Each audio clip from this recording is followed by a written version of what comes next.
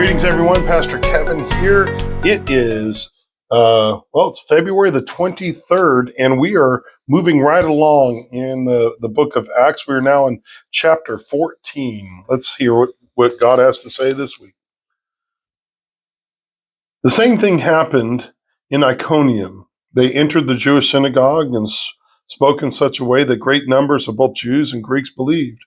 But the Jews who refused to believe stirred up and poisoned the minds of the Gentiles against the brothers. So they stayed there for some time and spoke boldly in the resilience of the Lord, who testified to the message of his grace by granting that signs and wonders be performed through them. But the people of the city were divided, some siding with the Jews and some with the apostles. When an attempt was made by the Gentiles and Jews with their rulers to assault and stone them, they found out about it and fled to Lycaonia, towns called Lystra and Derbe, and to the surrounding countrysides. And there they kept evangelizing. In Lystra, a man without strength in his feet, lame from birth, and who had never walked, sat and heard Paul speak. After observing him closely and seeing that he had faith to be healed, Paul said in a loud voice, stand up straight on your feet." And he jumped up and started to walk around. When the crowd saw what Paul had done, they raised their voices, saying in the Lycaonian language, "The gods have come down to us in the form of men." And they started to call Barnabas Zeus and Paul Hermes, because he was the main speaker. Then the priest of Zeus, whose temple was just outside the town, brought oxen and garlands to the gate. He, with the crowds, intended to offer sacrifice. The apostles Barnabas and Paul tore their robes when they heard this and rushed into the crowd, shouting, "Men, why are you doing these things?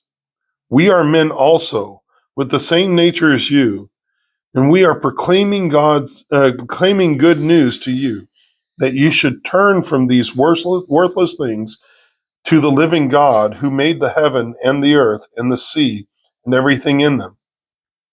In the past generations, he allowed all nations to go their own way, although he did not leave himself without a witness, since he did good, giving you rain from heaven in fruitful seasons, and satisfying your hearts with food and happiness, even though they said to these, they barely stopped the crowd from sacrificing to them. Then some Jews came from Antioch and Iconium, and when they had won over the crowds and stoned Paul, they dragged him out of the city, thinking he was dead.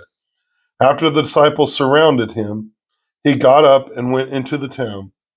The next day, he left with Barnabas for Derbe. After they had evangelized that town and made many disciples, they returned to Lystra, to Iconium, and to Antioch, strengthening the hearts of the disciples by encouraging them to continue in the faith, and by telling them, it is necessary to pass through many troubles on your way into the kingdom of God. When they had appointed elders in every church and prayed with fasting, they committed to them to the Lord in whom they had believed. Then they passed through Pisidia and came to Pamphylia. After they spoke the message in Perga, they went down to Attalia. From there they sailed back to Antioch, where they had been entrusted to the grace of God for the work they had completed. After arriving and gathering the church together, they reported everything God had done with them, and that he had opened the door of faith to the Gentiles. And they spent a considerable time with the disciples. All right, friends, that's chapter 14. We'll see you next time. God bless.